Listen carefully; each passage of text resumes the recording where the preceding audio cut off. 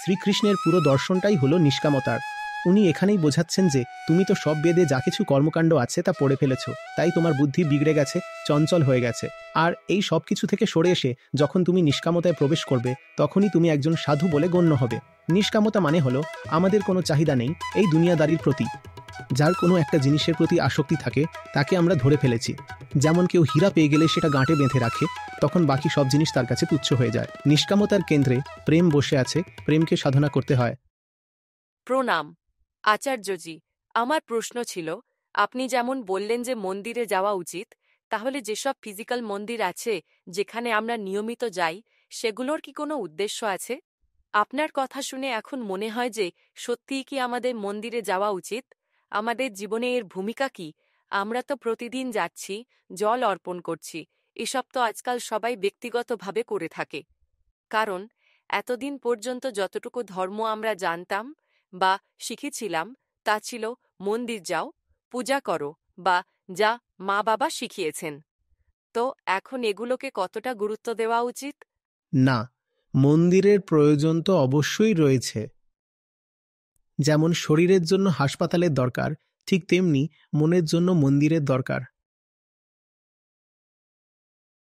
মন্দিরে যাওয়ার সময়ও ঠিক সেই রকম সতর্কতা রাখা উচিত যেমনটা হাসপাতালে যাওয়ার সময় রাখো। মন্দির সমাজের জন্য খুবই দরকারি, একদম যেমনভাবে হাসপাতাল দরকারি, যেমনভাবে বিদ্যালয়, স্কুল, কলেজ সব দরকারি, তেমনি মন্দিরও দরকারি। কিন্তু আপনি কি আপনার বাচ্চাদের যে কোনো স্কুলে ভর্তি করে দেন? আপনি কি যে কোনো হাসপাতালে গিয়ে ভর্তি হয়ে যান? বলুন, সেখানে আপনি কতটা সতর্কতা অবলম্বন করেন?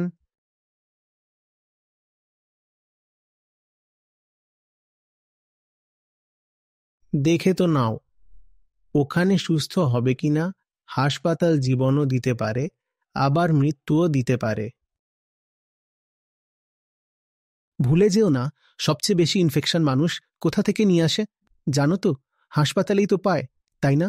ঠিক তেমনি মন্দিরও হতে পারে যে জীবন দেয়, আর এমনও হতে পারে যে ইনফেকশন ছড়ায়, সংক্রমণ ছড়ায় যে গিয়েছিল সেখানে। আর কে জানে কি সংক্রমণ ফেরত নিয়ে এসে গেলে। দেখতে হবে যে মন্দির কি প্রভাব ফেলছে তোমার উপর। আর এটা ভালো ব্যাপার, এখন তো এত মন্দির আছে, অনেক অপশন খোলা আছে। তুমি সেই মন্দিরটা বেছে নাও যেটা তোমার কাজে আসতে পারে। কিন্তু একটা বড় ভয়ঙ্কর সম্ভাবনাও দাঁড়িয়ে যায় যদি এমনটা হয়। তোমার আশেপাশে যদি কোনো জীবনদায়ী মন্দির না পাও তাহলে। কিন্তু এমন তো হতে পারে, তাহলে কি করব? তাহলে কি করব? তাহলে মন্দির বানিয়েই ফেলো, নিজের বাড়িতেই বানিয়ে ফেলো।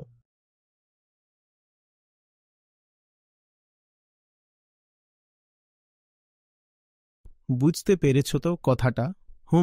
মন্দির অতি আবশ্যক।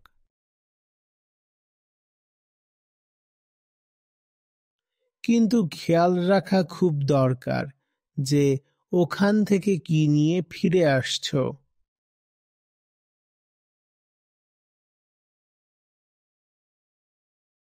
বিষয়টা তো এখন পরিষ্কার, তাই না? তুমি যখন মন্দিরে যাও তখন কোনো উদ্দেশ্য নিয়ে যাও, তাই তো? নাকি শুধু লোক দেখানো বা রীতি রেওয়াজ পালন করার জন্য যাও? বেশিরভাগ সময় তো আমরা শুধু রীতির জন্যই যাই। তাহলে আগে তো জানা দরকার কেন যাচ্ছি মন্দিরে। যদি কোনো স্পষ্ট উদ্দেশ্যই না থাকে, তাহলে কিভাবে বুঝবে যে সেই উদ্দেশ্য পূরণ হয়েছে কিনা? মন্দিরে কেন যেতে হবে? মন্দিরে এই কারণেই যেতে হয় যাতে যেমন অবস্থায় গিয়েছিলে তার চেয়ে ভালো অবস্থায় ফেরত আসো। এই জন্যই তো যাওয়া। যে জায়গায় গেলে মন আরো ভালো হয়ে ফিরে আসে, সেই জায়গাটাকেই মন্দির বলে। এটাই আসল সংজ্ঞা। মন যেমন ছিল তার চেয়ে অনেক বেশি পরিষ্কার হয়ে ফিরে এসেছে, যেন তীর্থে গিয়ে ডুব দিয়েছি আর মনটা একেবারে নির্মল হয়ে গেছে। এটা শরীরের নয়, মনের ব্যাপার। চিন্তাগুলো, অপ্রয়োজনীয় অনেক কথা মাথায় ঘুরছিল, সেগুলো কেটে গেছে। এখন শান্তি অনুভব করছি। যদি এমনটা হয় তাহলে যেখানে গেছো সেই জায়গাটাই মন্দির, না হলে সেটা মন্দির না। আগে একটা লক্ষ্য ঠিক করো, আমাকে শান্ত হতে হবে, তাই আমি মন্দিরে যাচ্ছি। এই লক্ষ্য নিয়ে যাও, তারপর বুঝতে পারবে ওই মন্দিরটা তোমার জন্য ঠিক আছে কিনা। যাওয়ার আগে নিজেকে বলো, আমি যাচ্ছি, যেন আরো ভালো হয়ে ফিরতে পারি। তারপর ফিরে এসে নিজেকে জিজ্ঞেস করো, আমি কি আগের চেয়ে ভালো হয়ে ফিরেছি না খারাপ? আমি কি সুস্থ হয়ে ফিরেছি নাকি সংক্রমিত হয়ে?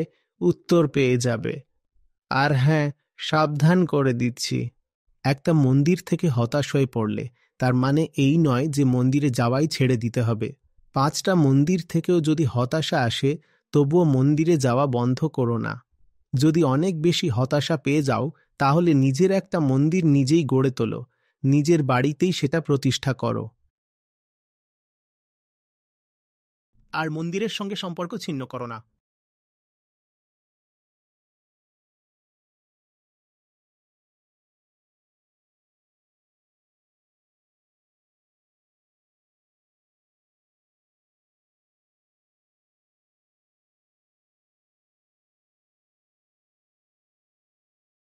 তোমাকে বলে দেওয়া হলো, ধরো প্রতি মঙ্গলবার হাসপাতালে যেতে হবে। হাসপাতালের বাইরে একটা ওষুধের দোকান আছে, সেখান থেকে কিছু ওষুধ কিনতে হবে, আর ভেতরে গিয়ে কম্পাউন্ডারকে দিয়ে আসতে হবে, যেন সে পরে সেটা রোগীকে দিয়ে দেয়। সেই ওষুধগুলোর মধ্যে থেকে ছোট 2-1টা ট্যাবলেট তোমাকেও ফেরত দেবে, বলবে এগুলো বাড়ি নিয়ে যাও। তারপর তুমি বাড়ি ফিরে আসবে। কেমন লাগবে ব্যাপারটা? যদি এমন নিয়ম বানানো হয় যে প্রতি মঙ্গলবার এই কাজটাই করতেই হবে, হাসপাতালে যাও, কিছু ওষুধ কিনো, ভেতরে দাও, আর ফিরে এসো, তাহলে কেমন লাগবে? কেমন লাগবে বলো তো? তাহলে মন্দিরে এরকম কেন করো? কারণ শরীরের ব্যাপারে আমরা খুব সচেতন। শরীর নিয়ে সঙ্গে সঙ্গে প্রশ্ন তুলে ফেলি, কিন্তু রোগ তো সারে না এতে, তাই না? রোগ তো থেকেই যায়। তাহলে হাসপাতালে গিয়ে লাভ কি হলো? ওষুধ কিনে কি লাভ হলো যদি রোগ না সারে? শরীর যদি বিক্রি হয়ে যায়, তখন সঙ্গে সঙ্গে আমরা প্রতিবাদ করি, না, আমরা আর হাসপাতালে যাব না। আমরা গিয়েছিলাম হাসপাতালে, ওখানে ওষুধও কিনেছিলাম, কিন্তু কিছু লাভ তো হলো না। মন্দিরে এই প্রশ্নটা কেন করা হয় না যে মন্দিরেও গেলেন? ভোগ ও তো দিয়েছিলেন, তাতে কিছু লাভ হলো নাকি হলো না, এই প্রশ্নটা তখন কেন করনি?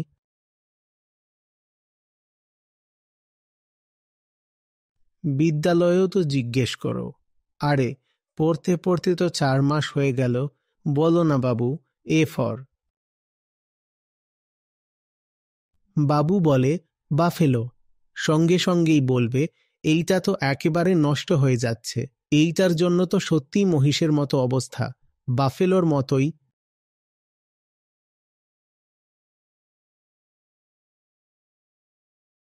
মন্দিরে এই প্রশ্নটা কেন করো না, কি পেলাম? তখন মন্দির তো ছেড়ে দাও, তারপর তো বিশাল দেশ ভ্রমণ শুরু করে দাও। বলছো এতগুলো জ্যোতির্লিঙ্গ ঘুরে আসবো, এখানে যাচ্ছি, ওখানে যাচ্ছি। দূরে গেলে একটু বেশি গর্ব হয়, ভালো লাগে। অনেক দূরের উঁচু পাহাড়ে উঠেছিলাম, কৈলাসমান সরোবরে গিয়েছিলাম।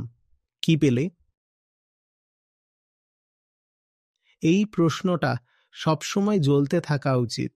আমি এসেছি আমার মনে যা ময়লা জমেছে সেটা পরিষ্কার করতে। মন কি সত্যিই পরিষ্কার হচ্ছে?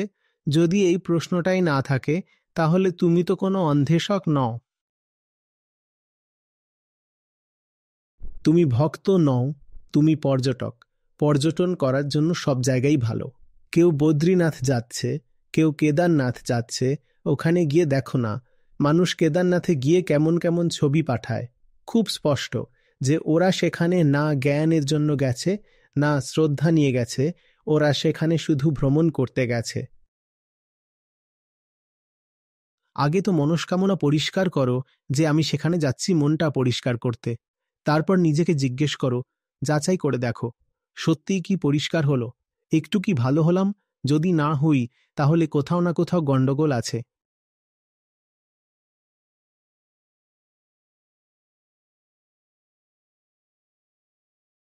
এটা আরও ভালো হবে যদি এই প্রশ্নটা জীবিত থাকে যে আমি কিছু পেয়েছি কিনা, তাহলে পাওয়ার সম্ভাবনাটা আরও বাড়বে। তাহলে সম্ভাবনা এটাই যে আপনার কেদারনাথের যাত্রা সফল হয়েছে।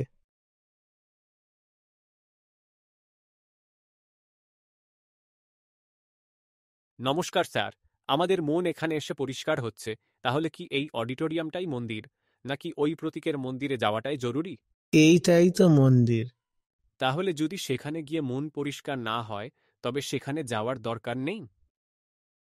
এখানে রোজ আসতে না পারলে ওখানে যেও।